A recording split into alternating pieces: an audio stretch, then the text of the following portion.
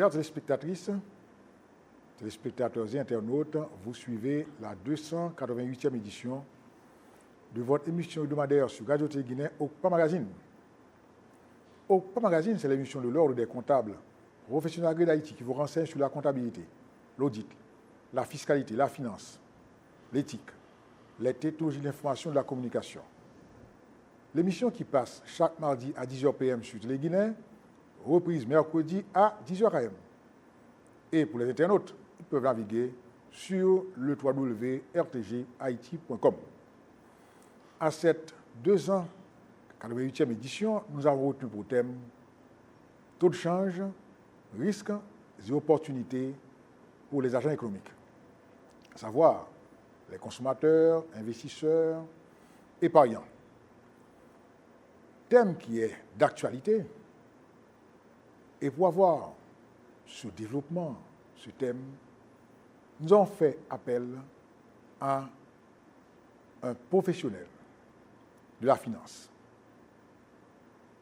Quelqu'un qui, spontanément, a accepté de se rendre disponible pour partager avec vous le fruit de ses recherches, sa lecture de la situation.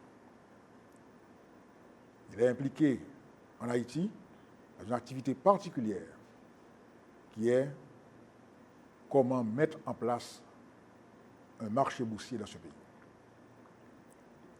Notre invité, c'est bien M. William Savary. M. Savary, bienvenue à notre émission. Bonjour M. Parrain, bonjour à tout le monde, bonjour à l'auditoire, téléspectateurs et téléspectatrices. Bien. Donc, on prend une pause, on vous revient.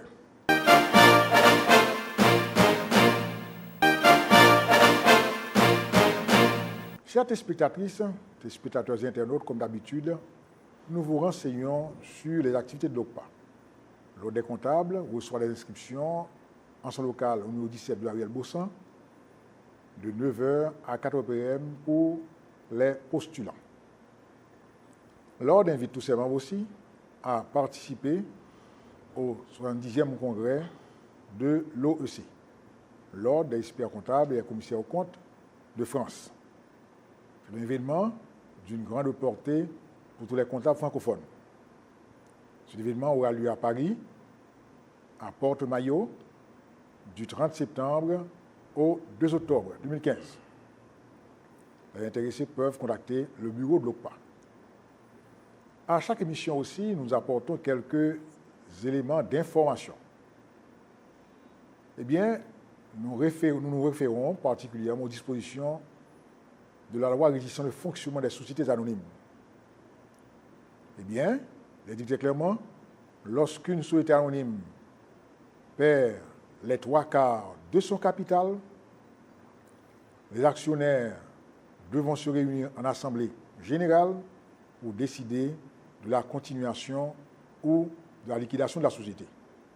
Et ce procès-verbal devra être acheminé au ministère du Commerce et de l'Industrie. Une petite précision, lorsqu'on a une société anonyme, il y a un conseil d'administration et toute interaction entre la société anonyme et un actionnaire doit obtenir, je dirais, une résolution du conseil d'administration. Le thème de l'émission du jour, taux de change, risques et opportunités pour les agents économiques. Dès qu'on parle d'agents économiques, dès qu'on parle de taux de change, la semaine dernière, il y a eu une intervention, je dirais, remarquable de l'économiste Eddy Mille sur le taux de change. Donc, dès qu'on parle de taux de change, on voit les relations entre diverses monnaies. Donc, risques et opportunités, ceci concerne obligatoirement tous les agents économiques, qu'ils soient investisseurs, à la recherche de profit, qu'ils soient consommateurs, obligés d'avoir des biens ou des services, qu'ils soient épargnants, eh bien, ils sont tous concernés. Aussi, la première question que nous allons adresser à notre cher invité est d'abord de se présenter brièvement. Bonjour tout le monde, je suis William Savary. En Haïti, je suis engagé à mener 2 activités. La première, c'est d'encourager les investisseurs à participer dans les entreprises du pays. Et la deuxième, c'est d'encourager les sociétés de ce pays à ouvrir leur capital pour permettre une sorte de mariage entre les deux, d'où les intérêts de l'un sont protégés par les intérêts de l'autre. Donc, c'est vraiment créer la symbiose pour que le capital nécessaire pour le développement de ce pays, la création d'emplois, la croissance des entreprises puisse être mise à la disposition de tout le monde, mais dans une structure réglementée et fiable. Donc, fondamentalement, c'est ce que je fais et je suis heureux d'être avec vous aujourd'hui. Très bien. Alors, M. Savary, en tant que financier, essayez de nous faire comprendre d'abord quel est le poids de la variation, de la fluctuation de la monnaie sur les opérations commerciales en général et financières en général. Bon, en général, dès qu'on parle de fluctuation monétaire et variation de taux de change, on peut déjà identifier dans cette réflexion les gagnants et les perdants. Parce que dans toute relation de taux de change, il y a toujours quelqu'un qui en bénéficie. Et dans notre cas, on peut carrément commencer avec les gagnants. Les gagnants, on peut carrément identifier l'État comme un gagnant. L'État comme un gagnant en ce sens que l'État perçoit des impôts sur une valeur supérieure à la valeur qui a précédé la variation du taux de change. C'est-à-dire, quelqu'un qui faisait rentrer un conteneur de marchandises et qui avait une valeur de $1,000 et un taux de change de 40 à 1, ce conteneur a une valeur en gouttes de 40 000 gouttes. L'État va faire payer les impôts sur les 40 000 gouttes. Mais voilà que le taux de change maintenant s'installe, évolue et a atteint le seuil de 50 à 1. Donc maintenant, la valeur du conteneur qui était de 40 000 gouttes antécédemment, maintenant a une valeur de 50 000 gouttes. Et l'État, maintenant, perçoit les impôts sur les 50 000 gouttes. Et ceci, dès que le taux de change fluctue et va vers la hausse, ça a un effet positif sur les rentrées de l'État. Ça, c'est première chose. Deuxième chose, il y a les gens qui sont engagés dans l'industrie de l'assemblage. Les gens qui sont engagés dans l'industrie de l'assemblage, ils sont payés en dollars. Donc, ils reçoivent des dollars pour leurs services et ils payent leur coût d'opération en gouttes, d'où le salaire, d'où le loyer, d'où la consommation locale. Donc c'est une deuxième série de gagnants. Troisième série de gagnants, ce sont vraiment les gens qui vivent d'un revenu fixe, mais qui sont payés en dollars. Parce qu'arriver en Haïti en dollars, les revenus qu'ils reçoivent convertis en gouttes leur perçoit, ceci c'est plutôt une illusion d'avoir beaucoup plus d'argent. Donc un gars qui recevait par exemple par virement $100 et le taux de change était à 40 à 1, c'est-à-dire ces $100 valaient 400 gouttes, maintenant voilà que le taux de change est à 50 gouttes, maintenant le virement de $100 a une valeur de 500 gouttes. Donc, plutôt 4 000 gouttes et 5 000 gouttes. Donc, maintenant, quoique il y a une augmentation absolue en matière du montant une fois converti, mais cette personne, c'est plutôt illusoire. Pourquoi? Parce qu'il y a correspondamment à l'augmentation, à la variation des taux de change, une augmentation des prix également. Donc, les gains qui se font au niveau de la conversion du dollar en gouttes, la personne perd ses avantages parce que les prix ont augmenté. Donc, c'est vraiment les trois grands groupes qu'on peut identifier sur l'échiquier. Maintenant, au niveau de ceux qui sont les perdants. Les perdants, par exemple, ce sont les gars comme les banques, par exemple. Les banques qui avaient émis des dettes lorsque le taux de change était à 40 à 1, les voilà maintenant qui vont être payés. Et les dettes qu'ils avaient, les créances qui sont dans leur livre ont perdu de la valeur. Ça, c'est la première. La deuxième chose, vous avez les gens qui consomment en gouttes et qui ne sont pas payés, qui consomment des produits importés qui ne sont pas payés en dollars. Donc, les gens, ils sont obligés leur pouvoir d'achat se diminue parce qu'ils sont obligés de se servir d'une plus grande portion de leurs revenus pour la consommation immédiate. Donc, et la troisième grand perdant, ce sont les importateurs de produits finis.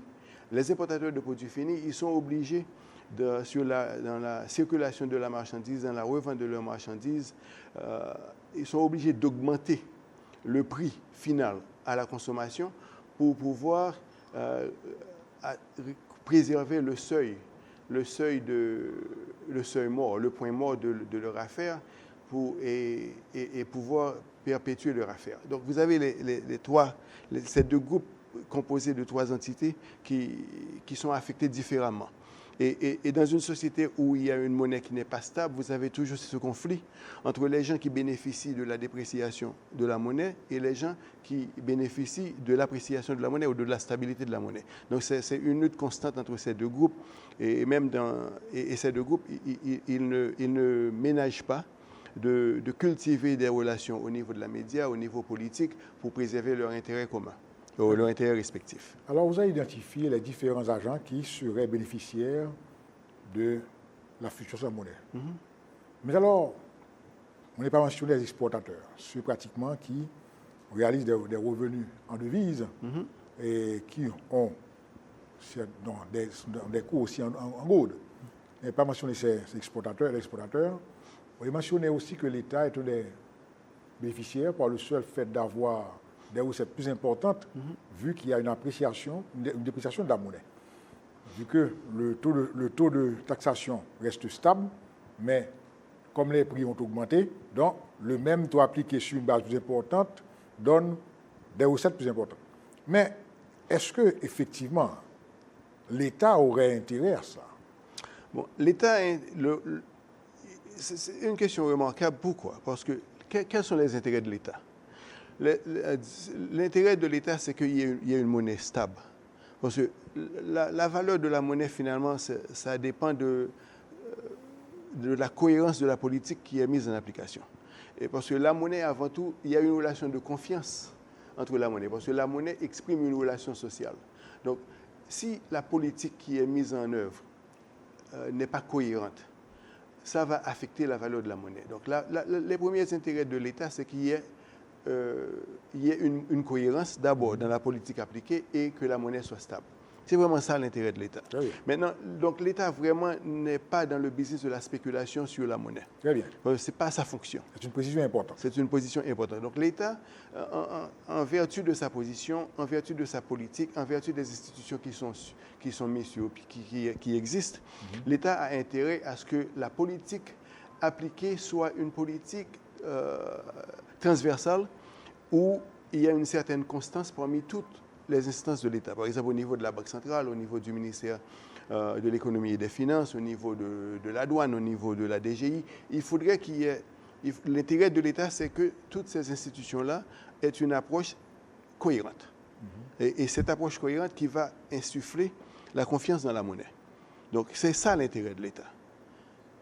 L'État n'est pas dans le business de la spéculation sur le taux de change. Très bien. Alors maintenant, M. Savary, puisque vous avez fait état d'une précision de taille, mais alors comment l'État peut-il intervenir de façon à garantir la stabilité de la monnaie? Bon, les interventions, l'État a divers leviers d'intervention. Par exemple, il y a la politique d'investissement de l'État. Il faudrait que l'État ait une politique d'investissement articulée et cohérente. Parce que c'est à partir de l'investissement, des investissements qui se font, que les revenus sont générés, les emplois sont créés et l'exportation est stimulée, qui fait rentrer les devises qui peuvent servir de monnaie refuge pour garantir la stabilité du taux de change. Ça, c'est une chose. Autre chose, c'est qu'il y a la politique de la production nationale. Mais tu ne peux pas avoir une production nationale et diminuer l'importation des produits de consommation sans qu'il y ait, indépendamment d'une politique d'investissement. Et pour avoir une politique d'investissement, il faut que ce soit une politique cohérente qui corresponde non seulement à une politique de production, mais qui vise, si tu veux, parce que tu ne peux pas tout produire en même temps, ce n'est pas un plombier, tu n'es pas un pompier. Donc, mais tu peux avoir une politique d'investissement qui cible, par exemple, des secteurs de l'économie très clés. Hein? On peut prendre un exemple, on importe en Haïti 135 millions de dollars de sucre par année, on importe à peu près 120 millions de dollars de lait. Hein? Ça te donne facilement 130 plus 120, ça te donne 214, disons 300 millions. Hein? 300 millions de devises qui quittent le pays pour importer des produits de consommation qui peuvent être produits en Haïti. Donc, tu peux avoir une politique d'investissement avec le but de réduire ces importations. Et une fois que ces importations sont réduites, les fonds, les réserves qui devaient être alloués à ces importations, ils restent sur ton marché local et dans les fonds de réserve au niveau qui permet si tu veux, qui diminue la fuite de réserves qui peuvent avoir un effet négatif et néfaste sur le taux de change. Donc, c'est une première. Hein. Une deuxième, c'est qu'il y a l'État quand même, il y a l'État et il y a le gouvernement. Hein. Donc, il faut faire la distinction où le gouvernement a les soins pendant une période de temps de l'État. Parce que l'État, c'est nous. Et on procède aux élections régulièrement pour déterminer qui seront les dirigeants qui vont gouverner cet État qui nous appartient. Donc maintenant, un gouvernement a comme responsabilité d'assurer que la gestion de l'État soit conforme aux normes de stabilité politique, aux normes sociales qui sont universellement admis comme étant les indicateurs de stabilité socio-économique. Donc, ça, c'est une deuxième. Donc, en dehors de la cultivation, en dehors des activités, de la politique d'investissement, il y a aussi une responsabilité sociale, une responsabilité morale qui est au gouvernement, non pas à l'État. Hein? Parce que l'État, c'est nous autres. Hein? Donc, il y a ces deux éléments. Donc, il y a une symbiose, il y a une relation dialectique entre ce que fait l'État et ce que fait le gouvernement vis-à-vis de l'État et comment que l'État, c'est-à-dire la collectivité nationale, répond aux décisions de l'État. Donc, ça, c'est une deuxième chose. Donc, maintenant, la troisième chose qu'on peut évaluer, c'est quels sont les rapports entre l'État haïtien et les grands blocs commerciaux. Par exemple, quelles sont les relations entre l'État haïtien et le bloc commercial CARICOM? Quelles sont les relations de l'État haïtien entre le bloc commercial NAFTA? Quelles sont les relations de l'État haïtien contre le bloc commercial ALBA? Donc, parce que c'est à travers ces relations que le commerce évolue et c'est à travers ces relations que le flux se font et l'augmentation des réserves se fait à partir du commerce. Donc, il faut non seulement avoir une politique d'investissement, il faut aussi également avoir une politique où les négociations entre les différents blocs commerciaux se font pour encourager le commerce, encourager l'export et l'importation et encourager les flux monétaires et encourager aussi la participation du pays dans le marché mondial. Parce qu'en fait, la quatrième chose que je pourrais mentionner, c'est quelle est la méthode qui a été mise en place pour l'intégration d'Haïti dans la division internationale du travail. Donc, quelles sont les fonctions qui sont allouées au marché haïtien, à la force de travail haïtienne, dans le grand contexte de la division internationale du travail. Donc, on peut carrément, ces quatre grands champs peuvent déterminer la direction du taux de change, peuvent déterminer la direction de la stabilité du pays, peuvent déterminer la croissance économique, peuvent déterminer l'habilité individuelle d'accumuler des richesses donc, et d'améliorer la vie de chacun des citoyens. Donc, c'est vraiment à ce niveau-là que je peux répondre à la question. Très bien. Alors, vous venez de dire que l'État, dans sa politique économique, doit devoir encourager la production. Mais est-ce que la dévaluation de la monnaie, peut avoir une incidence aussi sur la production? Absolument. Absolument. Et comment voyez-vous cela? Bon, l'incidence sur la production, c'est parce qu'en fait, il y a deux types de production. Hein. Il y a la production qui se fait à partir de l'organisation du travail. Hein? Ou, par exemple, si on prend le cas des combites, on va dans la paysannerie, on prend le cas des combites pour la production agricole, où les outils qui sont mis en usage, qui sont utilisés, sont encore les outils du XVIIIe siècle. Et c'est la force de travail humaine qui fait ce travail. Donc, il y a ce travail, il y a cette organisation de la production et l'organisation de la production qui se fait à partir des industries lourdes, les tracteurs, les engins lourds qui font travailler la terre, les machines industrielles qui font la transformation. Donc, et ces équipements-là, il faut les acheter à partir du dollar. Et vu qu'avec plus que tu as une dévaluation, plus élevé est le coût de ces industries, de ces machines, de ces équipements. Et le plus élevé que sont leurs coûts, le plus long est la période de l'amortisation. Et le taux de rentabilité, en fait, devient questionnable. Hein? Pourquoi? Parce que tu as une dépréciation sur les équipements qui peut, si le taux de la dépréciation n'est pas un taux de dépréciation qui pourrait réduire la vie de l'équipement et permettre à l'investisseur de se rembourser plus tôt, il ne va pas prendre la décision d'investir. Donc la dévaluation augmente les coûts de la production. Lorsque tu parles de l'industrialisation, lorsque tu parles de l'importation des engins lourds, lorsque tu parles de l'importation du pétrole, lorsque tu parles de l'importation de tout ce que tu ne produis pas dans le pays. Hein? Donc c'est dans ce contexte qu'il faut voir comment que la dévaluation peut impacter sur la production nationale. Maintenant, cet impact se reflète directement et tout de suite dans le court terme sur les investissements, parce que ça diminue les investissements, mais sur le long terme, tu as la dépréciation, tu as le marché, tu as le rendement, tu as la concurrence qui tend à établir un prix uniforme à travers l'économie. Mais alors, M. Savary, nous rappelons que, aux téléspectateurs et internautes, que vous suivez la 280e édition de votre mission Magazine, qui a pour thème taux de change, risques et opportunités. Les agents économiques. Nous avons invité M. William Savary. Mais à l'inverse, également, M. Savary, le fait d'avoir la production nationale à un certain niveau, des prix à un certain niveau, et des produits importés qui ont subi l'effet de la dévaluation. Parce que quelque part là, il n'y a pas un avantage pour, en principe, la production locale. Bon.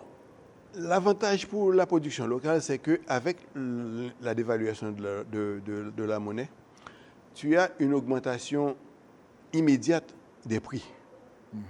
Donc, cette augmentation immédiate, c'est des prix des produits importés. Okay. Ce qui devrait normalement favoriser la consommation locale. Par exemple, on peut prendre le riz. Cet exemple, je peux vous l'illustrer vraiment de façon vraiment très concrète. On prend les gens qui vendent de la nourriture dans les rues. Hein? Les gens qui vendent de la nourriture dans les rues, c'est vraiment notre industrie de fast-food. Hein? Le gars qui va pour la consommation du riz, et si tu veux, un chien jambé, pour lequel il devait payer, disons, 75 goudes. Avec l'augmentation du prix de l'importation du riz, ce que fait la marchande fait deux choses. Ou elle augmente son prix, ou elle diminue la quantité qu'elle donne. Et c'est la quantité qu'elle donne qui a été diminuée. Le prix n'a pas augmenté. Hein, ça, c'est une première. La deuxième, c'est que l'importation du riz en Haïti, il y a une époque où on produisait assez de riz pour la consommation nationale. Mais avec l'explosion démographique, nous sommes obligés d'importer du riz. Mais ça ne veut pas dire qu'on a diminué dans la production de riz.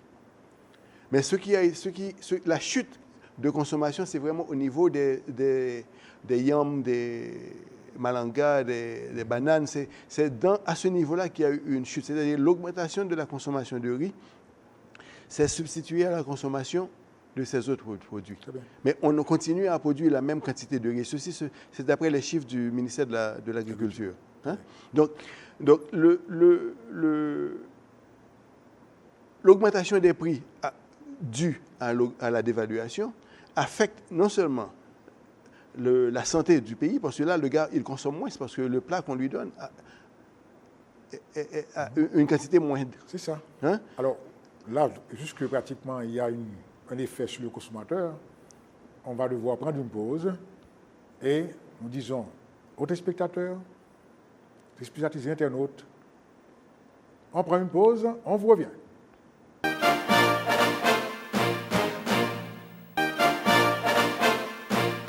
Chers téléspectatrices, téléspectateurs et internautes, vous suivez la 288e édition de votre émission hebdomadaire sur Radio-Télé Guinée, OCPA Magazine. Émission qui a pour thème taux de change, risques et opportunités pour les agents économiques. Notre invité, M. William Savary. Au cours de la première partie de l'émission, M. Savary a identifié les agents qui sont les bénéficiaires de la dévaluation et ceux qui en sont victimes. Parmi les bénéficiaires, il y a en premier lieu mentionné l'État par le biais des recettes douanières, des recettes fiscales aussi provenant des importations et appliquées de la TCA appliquées sur les prix. M. Savary, à travers son exposé, a également identifié les retombées de la dévaluation sur d'autres opérateurs négativement, notamment ceux qui ont des transactions d'importation à effectuer, qui achètent plus cher, le produit leur revient plus cher en Haïti, et qui sont en obligation de répercuter l'augmentation sur les agents économiques.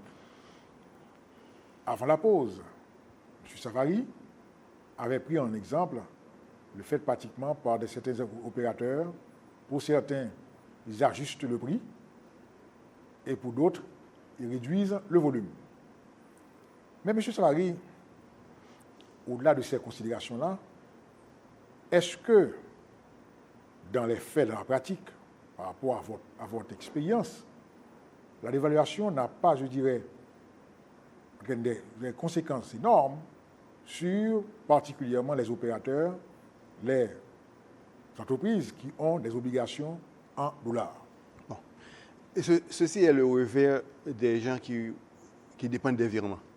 Parce que le gars qui reçoit des virements, lorsque le taux de change est de 40 à 1, vit dans l'illusion d'avoir beaucoup plus d'argent lorsque le taux de change passe de 40 à 1 à 50 à 1. D'où, s'il devait recevoir $100, maintenant à 40 à 1, il a 4 000 goods, à 50 à 1, il a 5 000 goods. Mais les prix augmentent. Donc c'est une illusion. Maintenant, le revers de ça, ce sont les gars qui fonctionnent en good. Donc je prends le cas de Digicel par exemple. Digicel vend les minutes en good. Digicel réalise ses profits en Haïti en good. Mais au moment de la rapatriation des profits de Digicel est obligé de convertir ses goods en dollars. Donc si Digicel devait gagner 40 millions de dollars de profit net à la fin d'une année et qu'il y a une dévaluation de 10%, mais Digicel a 4 millions de dollars de profit en moins. Donc, c'est une première. La deuxième, ce sont les entreprises moyennes, les moyennes et petites entreprises du pays qui vendent en dollars, qui vendent en good, qui sont obligés d'acheter en dollars. Par exemple, les gars qui importent les œufs, les gars qui importent les vêtements, les gars qui importent les batteries, tout ce qu'on ne fabrique pas en Haïti. Mm-hmm. Ces gars, ils sont obligés d'augmenter leur prix. Pourquoi? Parce qu'eux, ils sont obligés de vendre leurs produits un petit peu plus cher pour pouvoir compenser sur la perte qu'ils doivent subir lorsqu'ils doivent renouveler leur stock. Parce que ceci nous amène dans une situation vraiment, je dirais, questionable, douteuse. Hein? Mm-hmm. Pourquoi? Parce que au cours du break, nous avons parlé de l'existence sur le marché local de deux monnaies qui circulent. Hein? Donc, ça aussi, c'est une hypocrisie. Parce que le dollar s'est installé sur le marché international comme la monnaie de référence. Dans la région CARICOM, le dollar également, ce que nous souffrons en Haïti, ce que nous subissons en Haïti, c'est la même chose qu'ils éprouvent en la Jamaïque et dans les autres pays. Et c'est la même chose également sur le marché international parce que le règlement des paiements, des moyens de paiement au niveau international se fait en dollars. Donc le dollar s'est installé sur le marché international et s'est substitué à l'or et à l'argent qui autrefois servaient de monnaie de référence pour les règlements de compte. Maintenant, en Haïti, cette hypocrisie, on l'a toujours vécue, mais après, avec l'occupation américaine, ça s'est exacerbé. Mais pourquoi carrément ne pas réfléchir à la dollarisation de l'économie? Pourquoi carrément ne pas réfléchir à l'élimination de la goude et carrément abandonner la goude et adopter le dollar? Pourquoi carrément ne pas réfléchir à une situation où on peut abolir la Banque centrale et établir un currency board et finir une fois pour toutes avec cette histoire de taux de change? Et ceci, c'est un débat qu'on doit avoir dans ce pays. Parce que c'est une hypocrisie de penser qu'on va jouer avec le taux de change pour permettre l'exportation. C'est faux. C'est une hypocrisie de penser que le gars, il reçoit $100 en remittance, en transfert, que sa situation matérielle va s'améliorer. C'est une illusion. Donc, il faut une transformation dans la pensée nationale et d'évaluer quelles sont les possibilités et comment même procéder à dollariser carrément l'économie et finir une fois pour toutes avec toute cette incertitude. Parce que le taux de change, lorsque tu as un pays où le taux de change est aussi instable, mais ça effraie les investisseurs. Qui va vouloir investir dans un pays où, au moment de la rapatriation du profit, le taux de change ronge le profit? Tu prends le cas de Digicel. Digicel a un problème majeur en Haïti. Vous êtes d'accord, M. ça. Mais alors, est-ce que, selon vous, là c'est une position, c'est un point de vue? Oui, absolument. Un point de vue, en effet. Mais alors, est-ce que, quelque part, on est conscient du fait pratiquement d'avoir de monnaie en circulation, ça pose problème, etc. Il y a des expériences qui ont été faites ailleurs aussi. Et Haïti peut s'inspirer de ces expériences-là. Mais revenons même au sujet. Aujourd'hui, vous avez, vous-même, dans votre, je dirais, comme rêve, d'encourager un marché boursier en Haïti. Est-ce que cette situation d'instabilité n'a pas une incidence aussi sur ce grand projet? Je dirais oui et non. Parce que c'est exactement cette instabilité qu'on veut résoudre. Parce que si on parvient à mettre, lorsqu'on parviendra à mettre sur pied un marché boursier fonctionnel parce que là maintenant nous sommes fonctionnels mais de façon limitée. Mais lorsqu'on parvient à être fonctionnel de façon à plein, où on parvient à mobiliser les ponts nationaux, où on parvient à mettre en place des structures qui permettent l'intégration de la diaspora dans l'économie nationale, pour faire rentrer des capitaux nécessaires pour les investissements, pour créer les emplois et stimuler la croissance économique. Tout ceci va générer des revenus additionnels qui permettraient, si on est encore au moment où on a la goude, la stabilisation de la goude. Donc, ce qui veut dire, c'est l'organisation du marché du capital, en fait, c'est l'une des réponses à la fluctuation du taux de change. C'est l'une des réponses. Maintenant, si tu veux, il y a fluctuation et il y a instabilité. Parce qu'on peut toujours avoir les fluctuations de taux de change, mais l'instabilité dans les taux de change, ça, c'est pas acceptable. Pourquoi? Parce que l'instabilité dans les taux de change affecte non seulement les acteurs immédiats, mais aussi c'est le système en entier qu'on met en danger. Parce que lorsque tu as instabilité du taux de change, tu as augmentation des taux de prix, mais l'augmentation des taux de prix va t'amener sur la déstabilisation sociale. La déstabilisation sociale va t'amener sur les démonstrations de rue. Les démonstrations de rue vont t'amener sur la déstabilisation politique. Et ça continue. Il faut arriver à un point où un taux de change stable, on atteint le seuil du taux de change stable, et le taux de change stable, c'est relatif. Il n'y a pas de taux de change absolu. Mais au moins, les éléments d'incertitude, il faut pouvoir les adresser. Il faut pouvoir les diminuer. Je ne veux pas dire éliminer, mais il faut pouvoir les diminuer pour permettre à ce que les prédictions, les prévisions puissent être faites de façon raisonnable et, si tu veux, sur des prévisions sur lesquelles on peut compter. C'est vraiment là le grand danger de l'instabilité sur les taux de change. C'est vraiment les conséquences que ça pourrait avoir sur la société et sur l'organisation sociale, sur les relations sociales, sur notre relation avec l'international, sur les relations avec les investisseurs. Parce qu'il y a ce mouvement en Haïti, Haïti is open for business. Ça veut dire quoi, Haïti is open for business? Ça veut dire que tu veux attirer l'investisseur étranger. Mais un investisseur étranger ne vient pas investir sa monnaie dans un pays où il va où il est soumis ou est sujet à une dévaluation au moment de la dépréciation, au moment de la rapatriation de ses profits. Ça ne va jamais. Ça s'élimine. Hein? Si tu veux ça c'est presque impossible. Parce qu'en fait, si le gars n'avait pas de choix et que c'est seul Haïti qui représentait des opportunités d'investissement, une chose. Mais il a des choix. Il va dans les pays là où il y a la stabilité, là où il peut avoir des prévisions stables, là où il peut partir en vacances, là où il y a moins de risques au niveau de son entreprise, il y a moins de risques sociaux, il y a moins de risques politiques. C'est là qu'il va.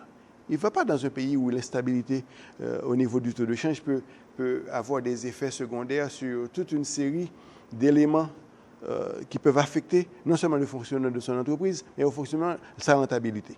Parce que le gars qui vient investir chez toi, il ne vient pas investir chez toi parce que tu as du soleil, ou parce que tu as de belles femmes ou un beau pays. Non, il vient investir chez toi parce qu'il y a moyen de gagner du profit.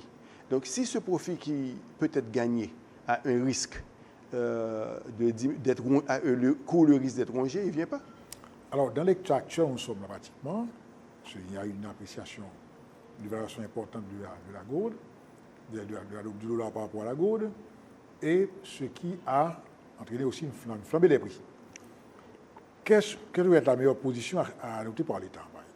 Premièrement, il faut avoir la cohérence dans la politique. On ne peut pas avoir de cohérence. Dans le court terme. Dans le court terme, il faut. Comment, tu sais, l'incohérence, la monnaie, c'est une affaire de foi. C'est du papier. Mm-hmm. Bon, le gars qui n'a pas. Je prends le cas de.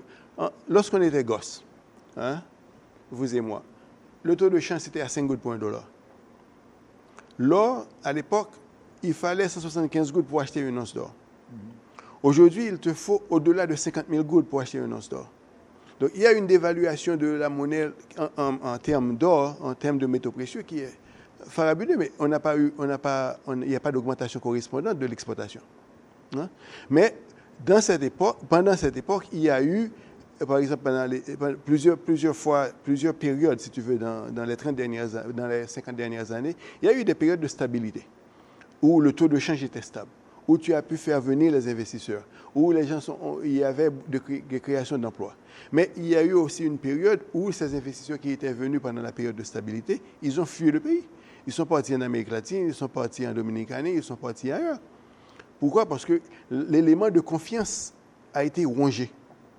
Et c'est la première chose, c'est qu'est-ce que l'État pourrait faire pour réinstaurer la confiance dans la monnaie. Hein? Donc c'est vraiment, dans le court terme, c'est ça la réflexion.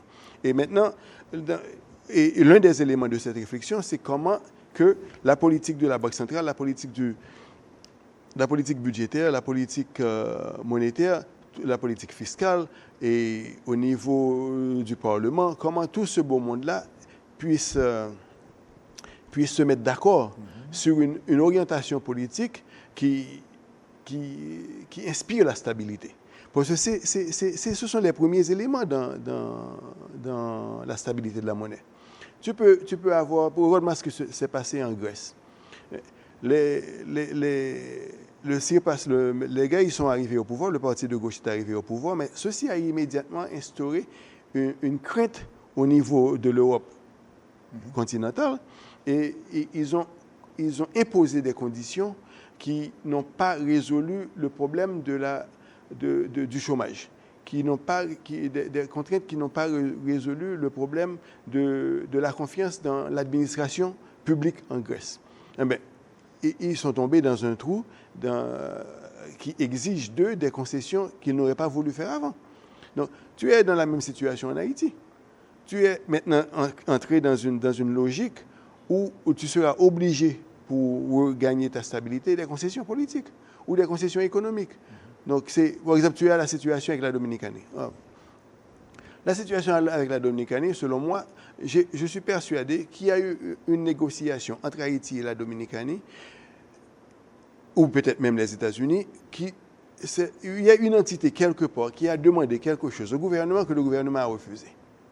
Et ceci a occasionné cette crise que nous vivons aujourd'hui. Et pour moi, la situation dominicaine, c'est plus une crise politique que n'importe quoi. Parce que je ne pense pas que les Dominicains seraient idiots de se débarrasser de 200 000 ouvriers qui produisent de la valeur chez eux. Très bien. Mais alors, dans le cadre du sujet, à savoir taux de change, risque et perspectives pour la économique, est-ce que l'État peut intervenir pour contrôler les prix, particulièrement? Le fait que notre État a adopté... oui, puisqu'il y a eu la dévaluation, les prix ont grimpé. Et la Banque centrale a fait une intervention, a injecté un petit peu de l'or, c'est vraiment à court terme. Hein? Bon. Mais l'État, normalement, le fait qu'en Haïti, on a adopté le principe néolibéral du marché libre, de l'ouverture des marchés, de la minimisation de l'intervention de l'État dans l'économie. Donc, tout ceci n'aide pas, si tu veux, ne prédise pas une intervention de l'État. Parce que pour que l'État intervienne, il faudrait que l'État devienne, si tu veux, un État bon papa, hein? L'État-providence, où l'État intervient activement dans l'industrie, où l'État devient, si tu veux, comme ils ont fait au Rwanda, un État qui prend des initiatives d'entrepreneuriat et qui les privatise. Donc ça, c'est une autre démarche, c'est un autre modèle d'État, un autre modèle de société. Hein? Parce que est-ce que tu vas avoir un État qui a main levée sur l'économie, qui laisse faire le secteur privé, qui diminue les régulations, qui réduit les impôts, qui ouvre les frontières, qui ouvre les douanes. Et ça, c'est un modèle d'État et c'est ce modèle d'État que nous avons adopté. Mais la question, il va falloir repenser cette décision. Non, mais c'est du long terme. C'est du long terme. Pratiquement. Le court terme, c'est... Il faut laisser la concurrence... Non, pour moi, pour le court terme, il faut réinstaurer la confiance dans la monnaie. Il faut avoir une politique cohérente. Parce que combien de temps que ça va mettre pour établir une politique cohérente? Combien de temps ça va mettre pour avoir une réunion entre la Banque centrale, le ministère des Finances, toutes les instances qui s'occupent de la monnaie dans le pays? Combien de temps que ça prendrait pour les mettre dans une pièce et avoir, messieurs, allons sortir un papier pour avoir une politique cohérente? Mais ceci dit, il ne faut pas oublier l'influence du Fonds monétaire international sur le marché local. Parce que la majeure partie je ne serais pas étonné de voir que la politique monétaire qui est mise en application en Haïti, c'est une suggestion du Fonds monétaire international. Je ne serais pas étonné. Parce que le Fonds monétaire international, quand même, est sur le marché international et dicte parfois les politiques monétaires de certains pays. Donc, ça ne m'étonnerait pas. Donc, donc ces deux possibilités mises à part, est-ce que l'État a la colonne vertébrale solide assez pour prendre une décision, pour dire au Fonds monétaire international, si jamais le Fonds monétaire international ingérait dans la politique monétaire de ce pays, de rester à l'écart. Laissez-nous nous occuper de nos affaires. Là, c'est une autre paire de manches. Mais ce qui est certain, selon vous, puisque les prix ont augmenté, il faut laisser le libre jeu de l'offre et de la demande. Oui. C'est la meilleure façon de faire. Pour le moment, dans le court terme. Mais en attendant qu'on puisse articuler une politique d'investissement, une politique monétaire, une politique sociale qui prend en considération les 25 à 50 prochaines années pour avoir une solution qui correspondrait aux aspirations du peuple de ce pays. Dans votre intervention, vous n'avez pas mentionné le rôle des entités telles que les chambres de commerce, les associations de banques, etc., qui pourraient tout aussi bien jouer un rôle important, puisque que l'on ne veut ou pas, on avait dit que l'État c'est non. Ouais. Donc, quelque part, il faut que les structures privées puissent jouer un rôle déterminant aussi. Et l'association des comptables aussi. Pourquoi pas? Pourquoi pas? Non, tout ceci, ça fait partie de l'implication du secteur privé. L'implication de la société civile. Oui, donc, ce sont, par exemple, dans les banques, je peux vous dire carrément, dans les banques, quelle est la politique d'investissement des banques au niveau de l'agriculture? Quelle est la politique de l'investissement des banques au niveau de l'industrie? Est-ce qu'il y a une politique d'investissement qui encourage la production nationale? Au niveau des assureurs qui font la collecte de primes, qu'est-ce qu'ils font de ces primes? Hein? Est-ce qu'ils sont heureux de les placer dans un dépôt à terme à la banque, hein, et gagner 2% alors qu'il y a des opportunités d'investissement dans le pays qui existent? Est-ce que les banques, eux, sont heureux de prendre les épargnes en Haïti, de les convertir en dollars, de les placer aux États-Unis, dans les bons du Trésor américain? Est-ce que ça leur suffit? Quelles sont leurs implications? Parce qu'il ne faut pas oublier que les banques, l'argent qu'ils reçoivent, ce n'est pas leur argent, c'est l'argent des épargnants. Donc, ils ont un devoir à protéger ces fonds. Mais est-ce qu'il y a une politique d'investissement qui pourrait satisfaire les deux? Hein? Il y a l'État, par exemple, dans le court terme, est-ce qu'il y a une réflexion qui se fait autour de garanties d'investissement qui pourrait encourager l'investissement dans la production? Bon, c'est toute une série de réflexions que la société civile peut démarrer et impliquer l'État. Parce que l'État, à plusieurs reprises, il y a des initiatives qui sortent de l'État, que l'État adopte, mais qui sont des initiatives qui ont été introduites par la société civile. Parce que la société civile, quand même, a une responsabilité vis-à-vis si tu veux, ils ont une responsabilité citoyenne. Oui. Et la responsabilité citoyenne, c'est l'intérêt collectif.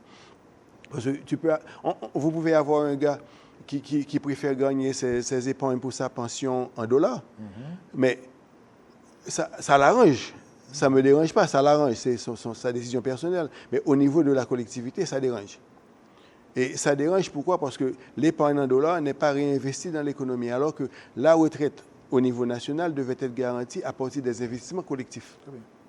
Alors, en définitive, est-ce que la dévaluation ne produit que des dégâts? On n'a qu'à regarder à travers le monde. Non, à l'échelle nationale. À l'échelle nationale, je pense que oui. Il n'y a rien à gagner dans l'évaluation. Ceci est dû au fait que nous avons une économie d'importation? Bon, ou bien il y a plusieurs raisons. Il y a plusieurs raisons. Le fait que l'importation prime sur l'exportation, c'est une chose. Le manque de cohérence dans la politique, les politiques mises en œuvre dans le pays, c'est une chose. L'influence des forces étrangères dans l'économie qui encourage l'adoption aveuglement de la politique, de la position du Washington Consensus, d'ouvrir les marchés, de réduire les salaires, de maintenir un salaire minimum très bas, d'ouvrir les frontières, de réduire les impôts à l'importation. Donc, si tu veux, tout ça rentre dans ce paquet. Donc, ce n'est pas une chose qu'il faut identifier, mais c'est l'ensemble. C'est l'ensemble. Et dans l'ensemble, on ne peut jamais corriger l'ensemble des éléments de ce panier. Mais on peut prendre un élément et dire cet élément, on va le résoudre. Très bien. Sur ce prend fin l'émission Hope Magazine, la 288e édition. Édition qui a pour thème taux de change, risques et opportunités pour les agents économiques. Notre invité, M. Savary, vous a indiqué clairement quel est l'impact du taux de change sur l'ensemble des agents économiques, qu'ils soient consommateurs, investisseurs, ou producteurs, ou épargnants. C'était pour vous renseigner, pour vous informer. Que l'on veuille ou pas, nous sommes dans une situation d'interdépendance. Nous achetons, nous revendons, nous produisons, nous achetons également. Ça veut dire, en pareil cas, la seule porte de sortie est d'avoir un véritable consensus sur des politiques publiques cohérentes devant permettre à chacun de tirer avantage de ces mesures.